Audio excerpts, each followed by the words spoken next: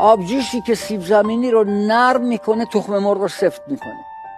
هر چقدر وقت بذاری که دیگران رو خراب کنی، همانقدر وقت کم میاری که خودت آباد کنی. در تنهایی مواظب افکارت، در خانواده مواظب رفتارت و در جامعه مواظب گفتارت باش.